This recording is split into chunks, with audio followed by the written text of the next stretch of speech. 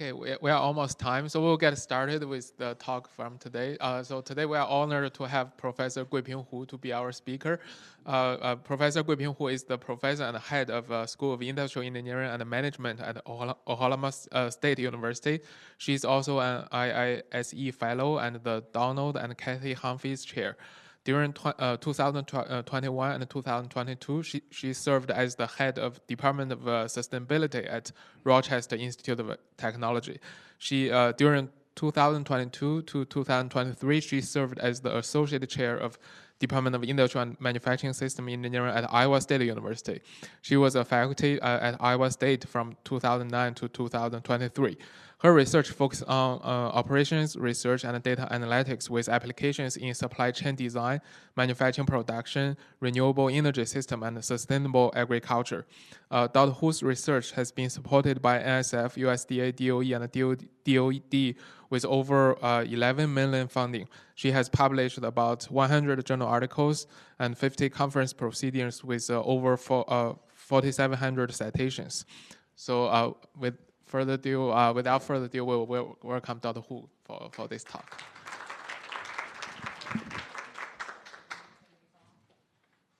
Thank you for the introduction and thank you for the invitation. I did not know that you're going to read the entire bio. Otherwise, I would have added that down. But I appreciate visiting campus. I've been to Madison a couple times, but didn't get a chance to see campus. So yesterday, I arrived around noon after having a very nice lunch. I checked in at the hotel and then asked the hotel staff. I said, well, it's my first time on campus. Suggest me on campus like a tour or something. And then he gave me some type of route, say, go walk like this. So I walked outside for an hour, and it's a beautiful campus. So, and yesterday was very nice in terms of weather. So thank you for sharing the campus with me. I appreciate that. And I see a lot of old friends and new friends. So maybe quick, I know faculty member. What about, do we have undergraduate students? Great. Master students. PhD, the rest are PhD students? Okay. So today I'd like to talk about something that I have been very passionate about is interdisciplinary work. And I'll share a few thoughts, but it's really I want this to be a discussion. I don't have to cover all the slides. And I've been updating because yesterday at dinner we were talking about it would be nice that Oklahoma State and Madison, we can have some collaborations. So I did include the pictures of my faculty member over there so that you get to know and you may see some familiar faces because we hired people from Madison. Okay, let's see whether this is working. So I'll talk a little bit about, here we call it a school at Oklahoma State is School of Industrial Engineering and Management, so IEM. Okay, here is IISE. And over my career, I've worked at Iowa State for the majority of the time. Later, I have a slide on that. And this is RIT. This where I spent a year as the head of sustainability. I'll talk about my experience because when I was talking to my students, as well as some of the previous seminars I've done, I realized that you can talk about your research. But if you share your experience, at least our students, they can learn more, and then that can spark their interest to even become a professor down the road. So I'll talk a little bit about that. And I'll talk about a high level, a few of my research projects, and then I'll dive in a little bit deeper on one of those, a paper that's under review. And feel free to stop me if you have any questions. So a few slides about Oklahoma State University, the School of Industrial Engineering and Management. I was talking to Jeff. It's one of the oldest programs. We graduated our first student in 1926. So I'm planning for our centennial because there's no historic record on when they started the program. So I'm going off 2026 as our centennial celebration. And I didn't come up with all of this, like oldest IE program west of Mississippi River. You almost have to come up with something creative to become the best.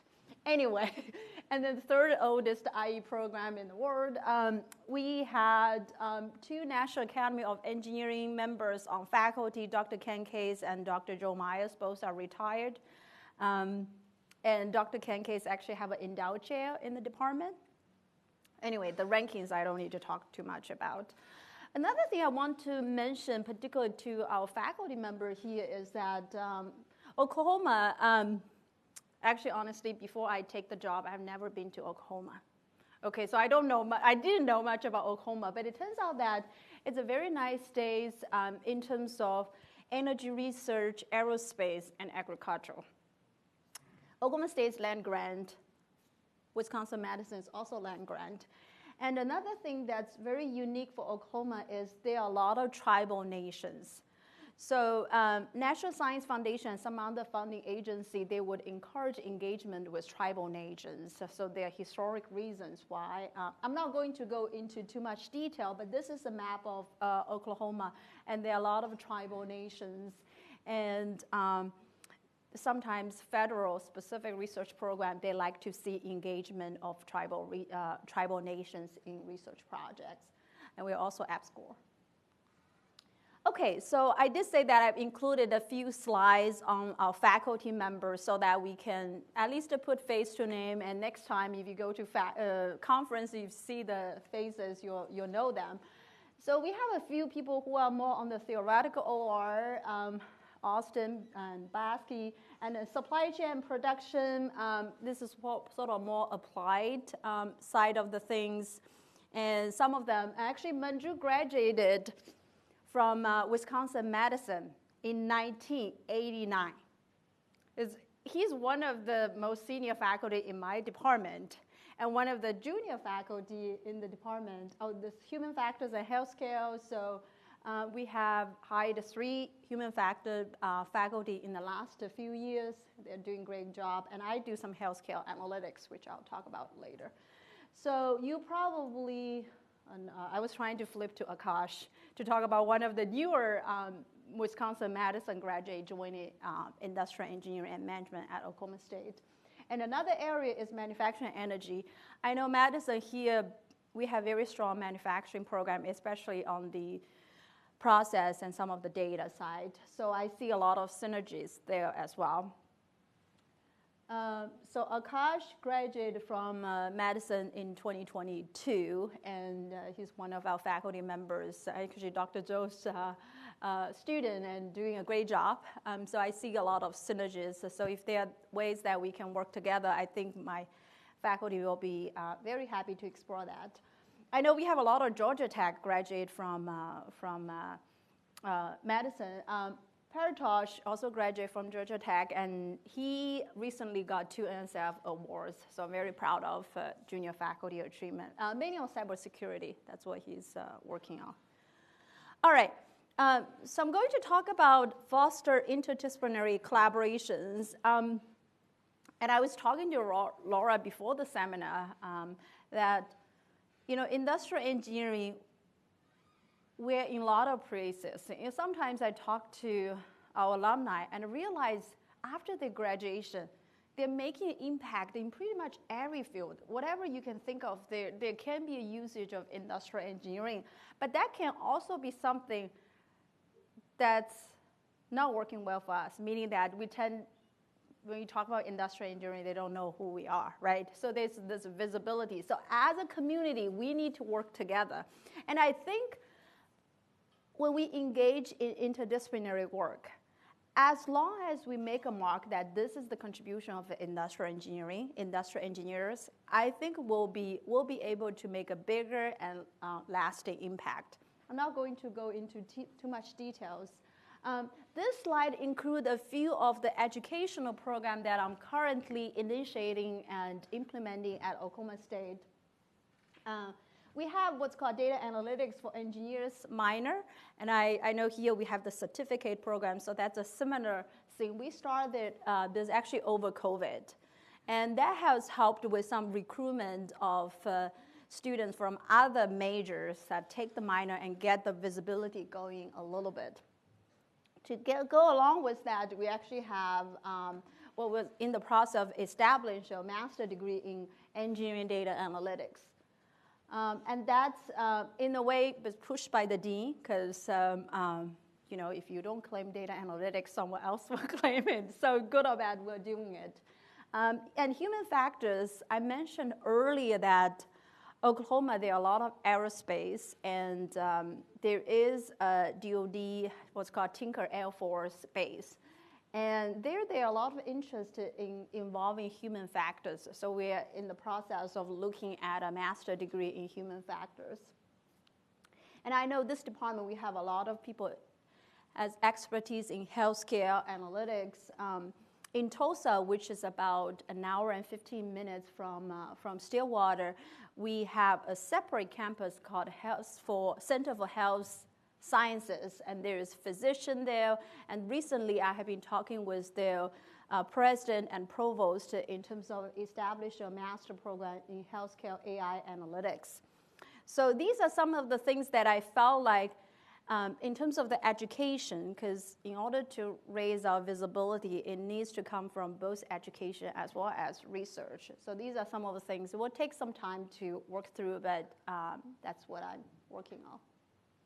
So I'll talk a little bit about my experience for those of students, if you're interested in knowing more about me. I was never planned to become a professor. Anyway, but as you can see my experience, I spent the majority of time at Iowa State, just first as a lecturer, so I never wanted to become a professor, but Ames being small, I heard rural, isolated, whatever place, rural community, well, Ames is small, so I was stuck there, and I wanted to do something, so I first became a lecturer and then assistant professor all the way to full professor. What I want to highlight here is that during my time there, I was always interested in doing something more than just the most traditional industrial engineering. I always want to see what kind of tools that we can develop so that we can impact other disciplines.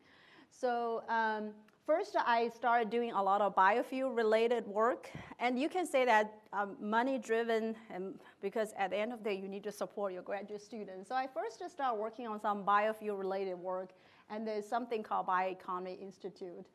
Then sustainable agriculture, it's something that's very highly recognized at Iowa State. And with the data, I worked on bioinformatics and computational biology. I'll flip through and show you a few of the projects that I did. Majority of those at Iowa State, because I joined Oklahoma State about a year ago. Two of my PhD students went with me to Oklahoma State, but the rest of them are finishing at Iowa State.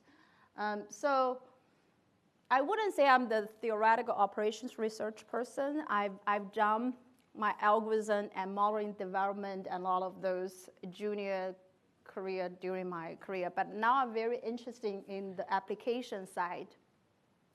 And in the next few slides, I'm going to show you some examples that what I've done, and it's going to be high level. If you have specific questions, and since we have a few undergraduate students, one thing I started at Oklahoma State is called Undergraduate Research Assistance Program, because I want to engage undergraduate in research.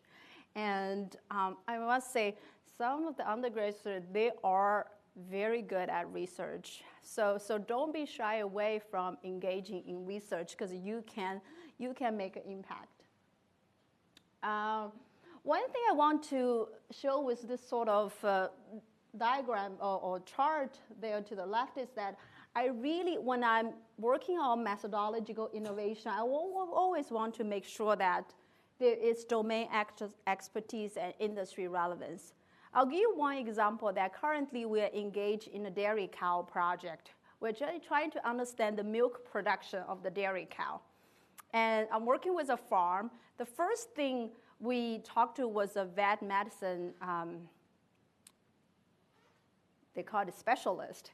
And the first thing we understand is this individual is telling us about the physiological process of dairy cow, how they go through each of those processes. And in the data modeling as well as some of the decision-making tools, we are making sure we are incorporating the physiological constraints as well as limitations. Anyway, supply chain design, actually when I was doing my PhD, that was the topic. I graduated from Pittsburgh. So, but anyway, when I first started my tenure track, I was looking at closed loop supply chain and also some multi-level decision-making model, tri-level optimization, because when you have decision at the facility level and also regional level and also policy decision-making, a lot of them, there might be conflict. And for this specific model, we are looking at the inventory control as well as the decision-making along the way of making sure this facility has enough of the material at the right time, right location, and also consider uncertainty along the way. So there were a couple papers on that. Okay, the next project that I did, I'm very proud of that because I felt like I didn't know much about this topic stepping into this, but I was able to engage the academic partners. We have Iowa State and Georgia Tech. But in addition, there are 4 companies involved in. 2 of them, you might be able to recognize the name. Boeing, right? You want to know Boeing? And John Deere, or John Deere. Some of you know, some of you, if you're in the agriculture area, you know John Deere, right? But you probably have not heard of ProPlanner and FactorRight. So in this project, we were designing this decision-making platform. I use the word platform because we end up actually implemented this in the ProPlanner software system. And this project ended a few years ago. To this day, I still have a company calling me because I serve as the PI, but I should not claim the credit of the software development. They still call me, say, well, I'm interested in learning more about this software. Can I get more information? And I was happily directing this to the small company who did the software implementation. But I must say that during that process, it's actually very painful because my interest is really in the middle, the optimization and also the data integration and how we incorporate that into the decision making. But the reality is that when you are working with a company on specific research projects, you spend a lot of time trying to sort out all the details in terms of how you plug it into their IT system, whether it's the right platform. But during that process, for those of you who are students, you will learn a lot. Because in reality, things is never perfect. It's never neat and aligned. So it's important to actually go through that process.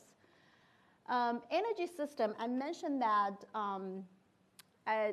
when there were a lot of funding on biofuel, that's what I worked on for quite a while. Let me give you a quick quiz. Anyone know what this is? Soybean, yay! Who said, Jeff, you said soybean? What about this? Wheat. I didn't know about that when I was first just starting this. And what about this one?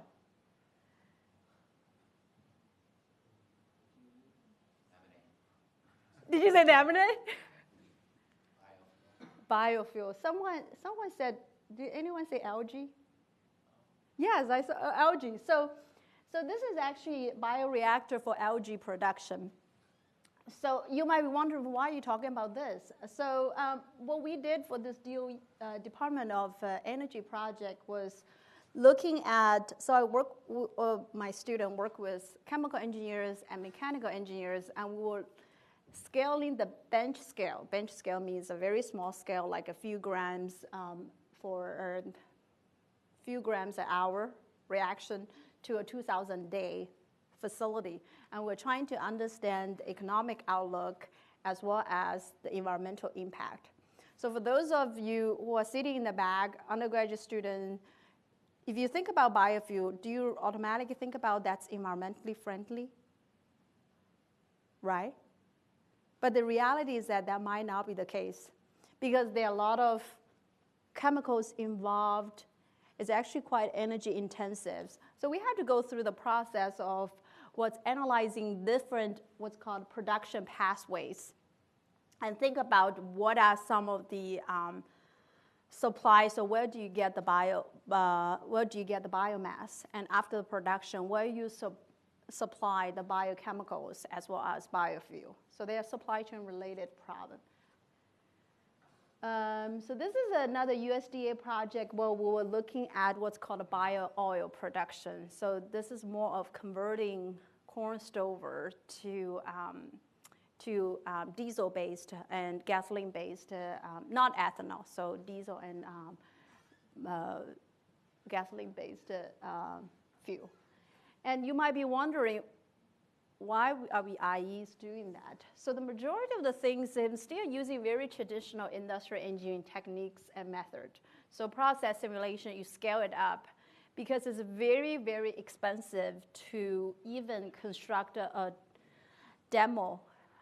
demonstration plant. And now even talking about the 2,000 ton per day facility. So we need to go through process simulation and economic analysis, and also life cycle assessment. And it turns out that a lot of the production pathway, they're not environmentally friendly as much as what you think. At the end of the day, we want to figure out the logistic and optimization so that they can play out different scenarios before Department of Energy invest into specific production pathway. So at the end, they did invested a couple facilities in Iowa, and some of them are in production, many on the what's called advanced ethanol, second generation ethanol.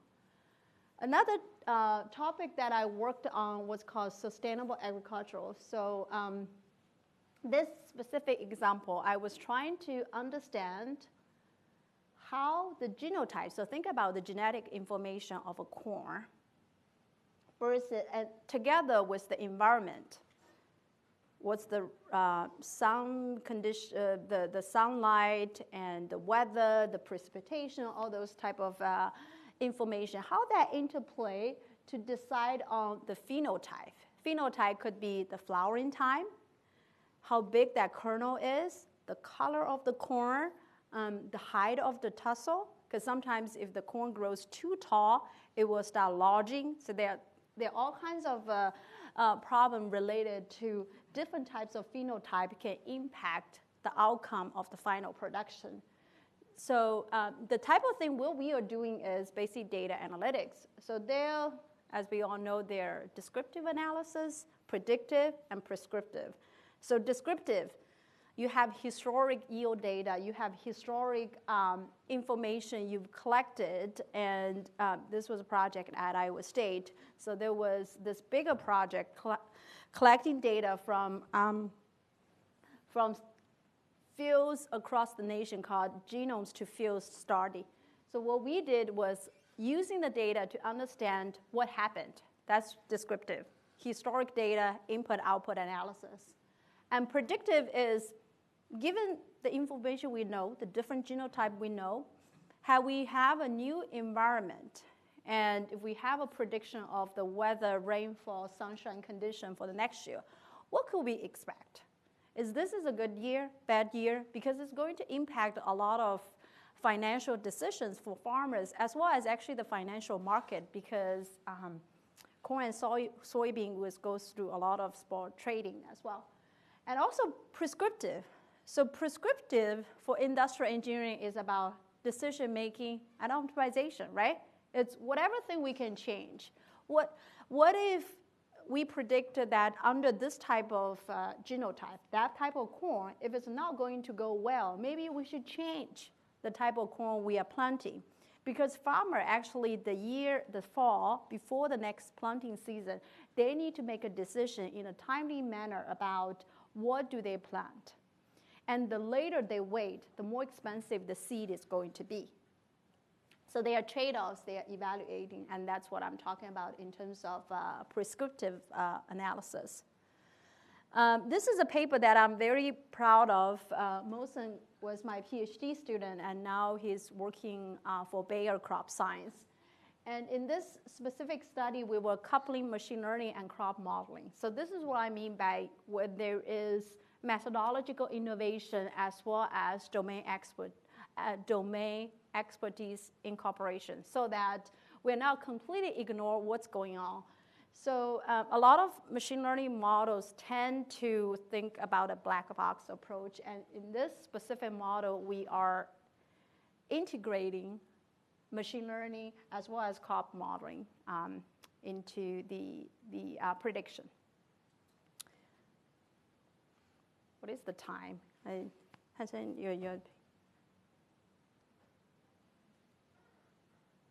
Oh, yeah, there is time.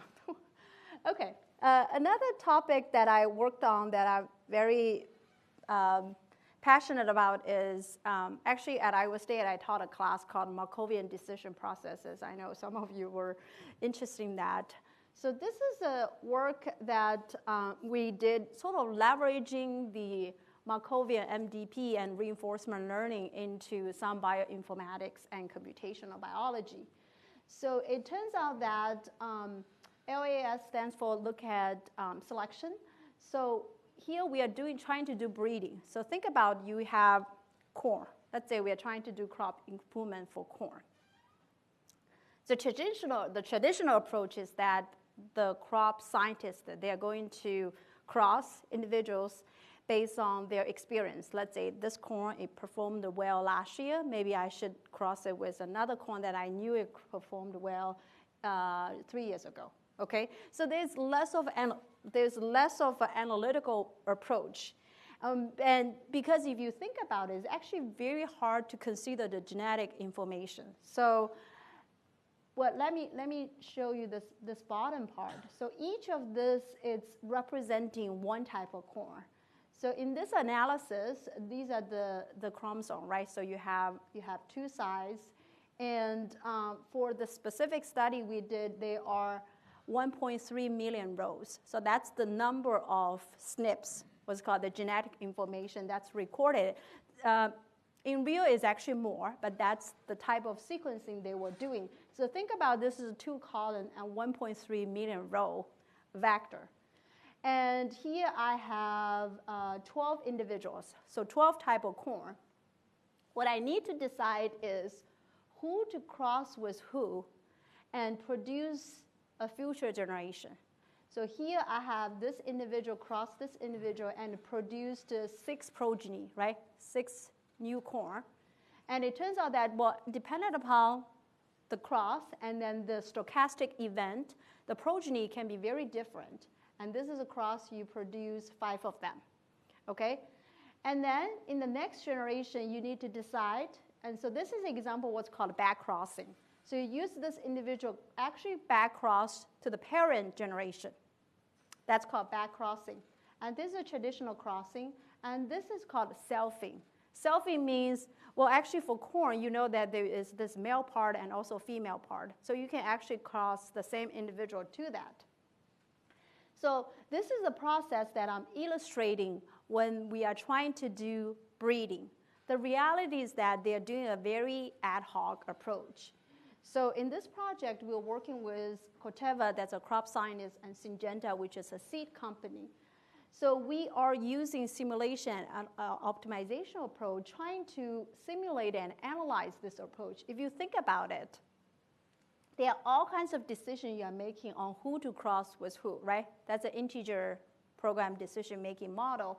And there are probabilistic events in terms of recombination. Think about, so this individual cross with individual, dependent upon each of those locations, there is a certain probability you take the female side and certain probability you take the male side. In addition, at each of the generation, you need to decide whether there is back crossing decision making, so that increases the decision space in terms of the crossing decision, right? The goal is after a few generations, I will be able to derive a superior individual for seed production. So, and then there are all kinds of variation to this process.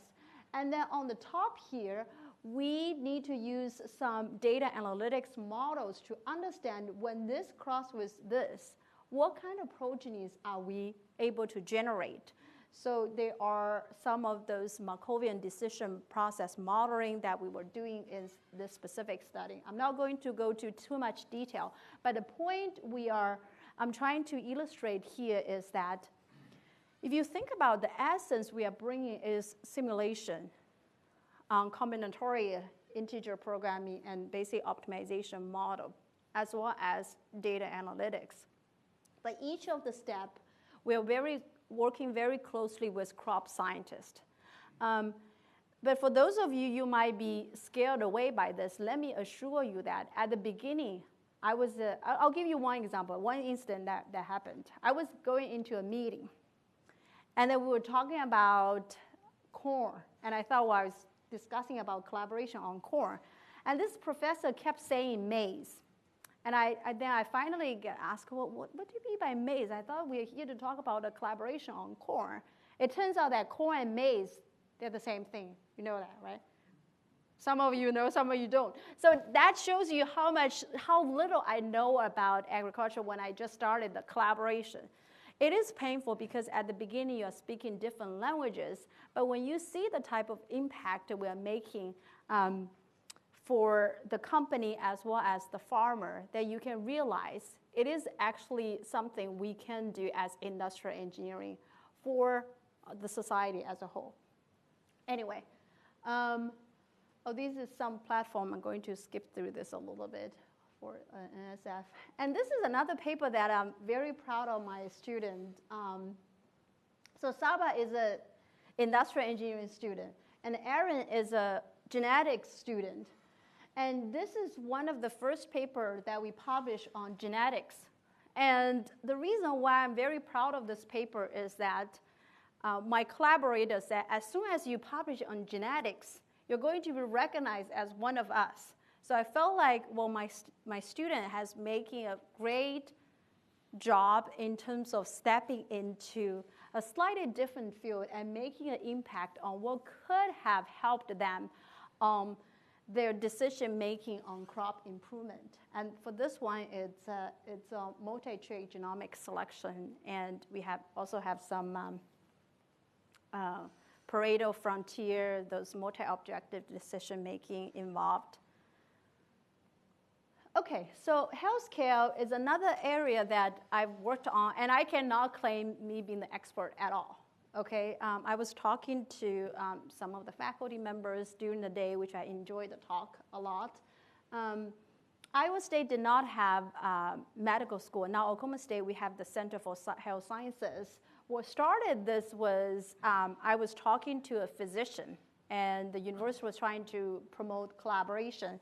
And he was interested in HIV, or he has expertise in HIV. So what this picture is showing that we're trying to understand what's called volatility of the virus. And the reason why we were interested in the volatility of the virus is that if we can understand the progression of this virus, we can design treatment strategies. So think about there is descriptive, predictive, and prescriptive analysis. So at the end of the day, this is the protein folding for the virus. And we have patient data and information, and we're using those to kind of predict and understand through the neighborhood information the volatility of this HIV/AIDS. And the next step, which we have not worked on, is design the best treatment strategy, which I see more industrial engineering method and expertise be leveraged. And I also had a project on Alzheimer's disease. It's very similar, patient information, genetics, and biomarker, and there's some brain imaging information. But at the end of the day, we're trying to understand, there's one paper on what's called superager and cognitive decliner. We're trying to understand how different measurement across a time frame is going to help understand why this individual, as he or she age, their cognitive performance is actually improving. That's what we call superager. And of course, general population is more like you stay flat or you decline cognitively. So we want to understand how those things correlate and eventually help people maintain or stay active at a cognition level. The COVID-19, this is a project driven by my students. So they decided to participate in the COVID-19 pandemic challenge, and then we end up as a team being one of the finalists. But in this specific study, we had the COVID-19 spread data for a period of time. And we first need to make the prediction of the new COVID cases and also how we design the mitigation strategy. Because if you do close down, so more of the traditional ones, if you close down, then there are costs associated with closing down the schools and facilities. So there are all kinds of simulation and algorithm design in this. And at the end, we were able to evaluate different types of strategy and how the trade-off happened between the strategies. Okay, so I have about 20 more minutes or 10, okay, because I want to leave enough time for discussion. I'm going to use one example that it's a paper that's currently under review. And it's worked with, this is a paper joint work between my PhD student, and then Darren is a professor in plant pathology. There's a department called plant pathology, which I didn't know the existence of such program. But anyway, we were working together. And in this specific study, we were looking at how we understand soybean yield prediction. And the data we were provided was are 3 times of images, drone images they take. For this data set, we have it in Canada. And they have it 450 plots, and then there are different images, 3, for each of the plot throughout the growing season. And there are different seed treatment types as well as historic yield. So this is one example of the images. So it's taking at an angle of the field. And as you can see, they are in the middle, there's dirt, and then some of the crop still have some of the dry husk from the previous growing season. So there's some noises in this image process. And then this table shows the seed treatment options. And there are a lot of these, okay? So this is the data from a crop company. And then at the end, we grouped them into 51 of these, and then we were analyzing different types of treatment strategies. So the first thing we did, we sort of plot, like what is the distribution of the yield historic data. And it turns out, well, it's actually not too bad. It's a little bit tail towards right, but overall, it's a reasonable plot that we can do the prediction of.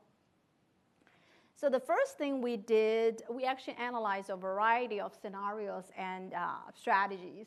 And we end up using some image separation strategy, and these are very standard separation strategy. Going from the original image to the plant part of the image as well as soil part of the image, and there are a lot of details in the process, but the idea is pretty straightforward. You have an image, you separate the soil and crop part so that we can understand the crop versus the soil a little bit better, okay? So that when we decouple the plant and environment, we also reduce the computational complexity because it turns out that the computational burden is actually quite high. The state-of-art method for this type of platform using image for yield prediction is the traditional convolutional neural network and LSTM. Okay, so this is not what we are doing. This is what the state-of-art, what other people have been doing, what have been reported in the literature. And what we were doing is using vision transformer, and it has not been used in crop yield prediction, has not been used actually in a lot of those predictive analysis. But what's good about vision transformer is that it will record the location information, and I'll show you in the next slide. But the disadvantage is that it will it will not have a prior knowledge of an image structure, and also the training time tend to be longer. So the way it works is that for the vision transformer, so you have a picture here. The first thing you do is cut them into smaller pieces. So in this case, we cut them into 9 pieces. And then there's a linear projecting into the different patches. Okay? So this vision transformer has this transformer encoder inside that.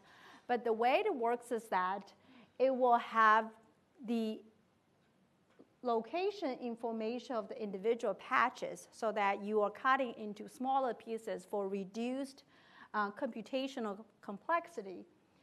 On the flip side, it can actually improve the accuracy of the prediction we actually did a lot of work. I'm not going into too much detail in terms of the innovation in the algorithm design, but I'll show you some example on the results. So this slide shows the comparison between the transformer and long short-term memory. So transformer process the inputs as a whole, okay? So there's benefit of that. The downside is the computation effort is much larger. There is position embedding, and then we were able to run this on parallel computing, okay? Had it not been able to process on this, the running time would be too long for us to be able to process. Okay, so this is the ending model structure. So we call that wide deep model. So the way it works is that we have the 3 dates. The images, there are 3 images throughout the growing season. And then first thing we do is separate into the crop part and also the soil part so that there is less of a computational effort involved. And then each of them is actually going through a vision transformer platform or process or procedure. And then we'll extract the features. And this is where we actually incorporate the inputs from the crop scientist on what are some of the things that we need to pay attention to. At the end, we have some image features, and then the seed information. The reason why we separate them is that based on the discussion, we were told, and which I agree, that it's better not to convolute the image with the seed information. So we end up having seed features as well as image features, and at the end we incorporate them, put them together to have the yield prediction. Okay, so the training process, that's very typical. So I'm not going to go into too much detail on this. The results is that we compare with some other method that has been used either in the body of literature or when we talk with the crop scientist that said, well, we like to compare against that baseline model. So the bottom one here is what the proposed method that I just talked about. And it turns out that we are doing quite well because it's actually a very noisy, messy data set because I haven't shown you the image throughout the growing season. At the beginning, you have quite a bit of soil, and towards the end of season, you can barely see any soil. So it's actually quite noisy data. All right. Skip through and so at the end, we were able to present to our crop scientists. We have a paper that's under review, and right now the Canadian drone company, they're actually interested in incorporating some of the method and technology into their drone imaging platform as an add-on service for whatever service they're providing. Anyway, so I'm actually very proud of my students' achievement. And with that, I will stop. I want to make sure we have enough time for discussion. So just to summarize, what I presented was some of the project that I've done, and I hope this will spark some discussion and some interest in exploring some of the topics that are very relevant and industrial engineering can make an impact. Thank you. Questions? Any questions?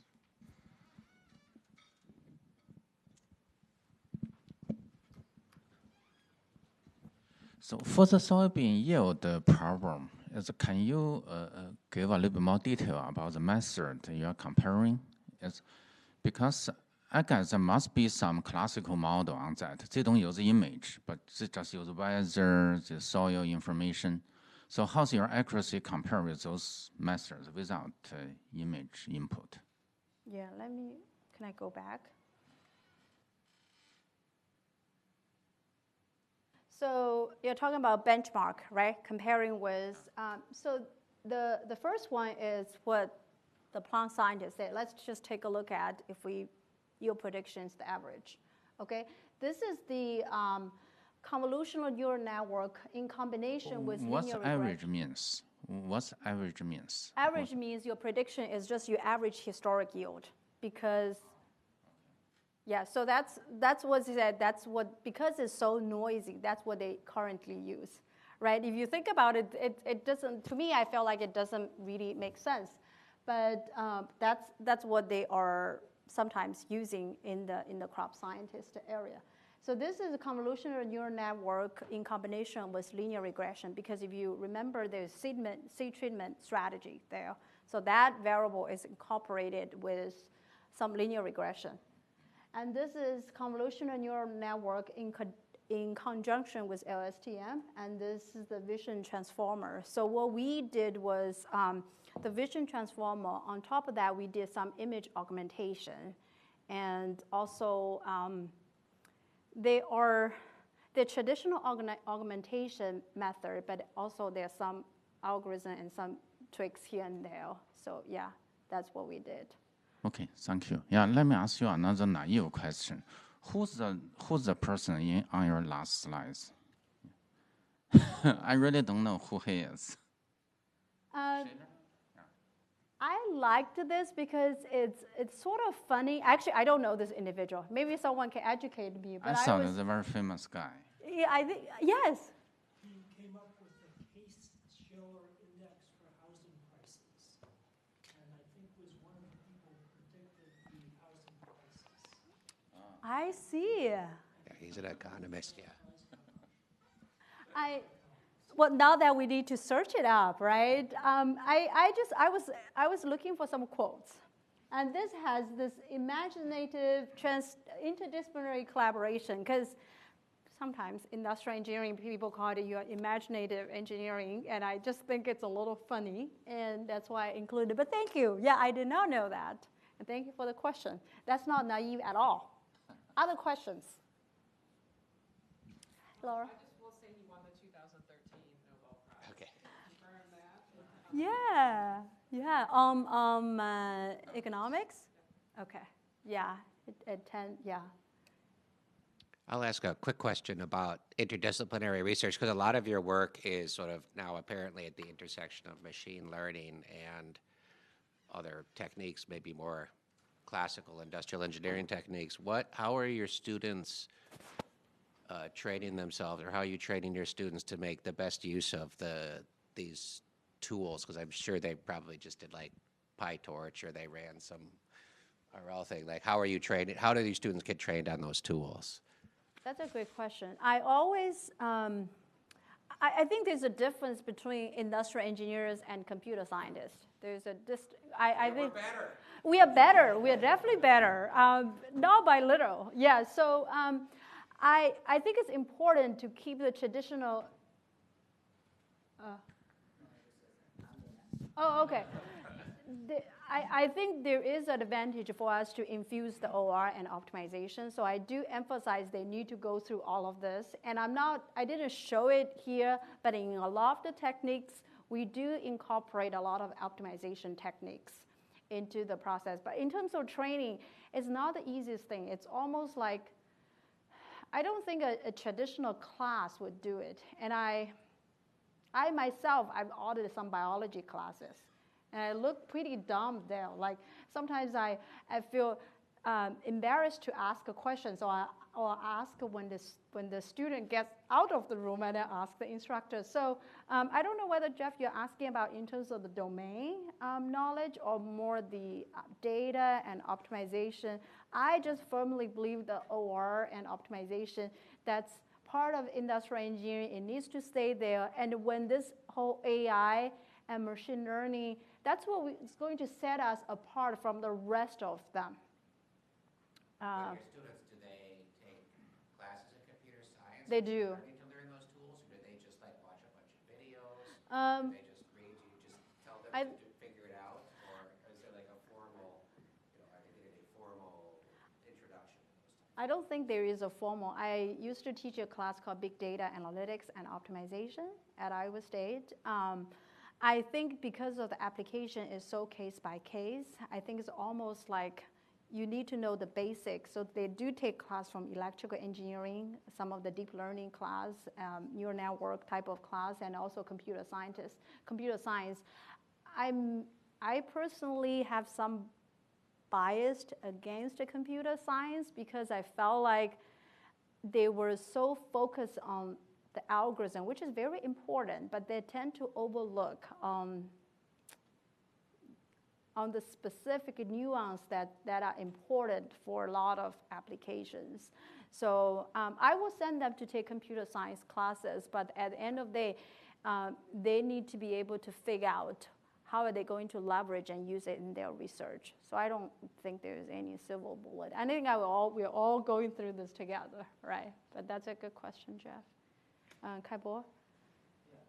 So it's great to see so many topics. So I have some follow-up questions always somehow in mind is how could you, what is your principle in determining like what topic to work on? And how could you balance the exploration and exploitation? Yeah. So this is something always I'm curious to know. That's a very deep question. It's almost like a philosophical. When I was assistant professor, I actually stayed in my lane quite a bit. I mentioned that I taught a class, Markovian decision processes, and then in terms of the application, before tenure, I mainly did biofuel and some ag work because I was advised that you need to be focused. So I think it's important that for junior faculty as well as some of the students, it's important that you get enough deep training so that down the road you'll have the capacity and capability to explore. But I think later, if especially mentoring students, I was in University of Florida last week, and then a similar question was asked: how do I decide what topic to work on? Sometimes it depends, meaning that you can talk to 10 collaborators.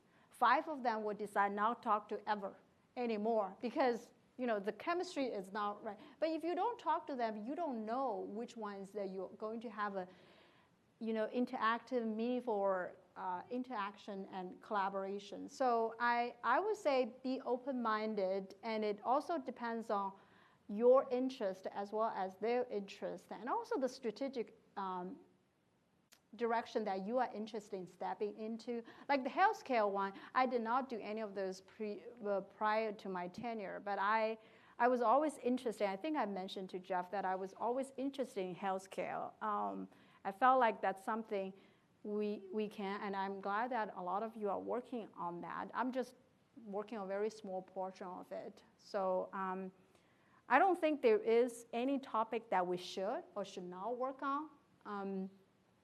But I think as a scholar, we need to ask the question ourselves, right? Do we just keep going or go bread? I think sometimes it's a personal preference as a decision that you have to make in order to have a career that you want. I don't know whether that answers your question, Kai-Bo, but I think that's a very deep philosophical question that I don't think there is a right or wrong answer.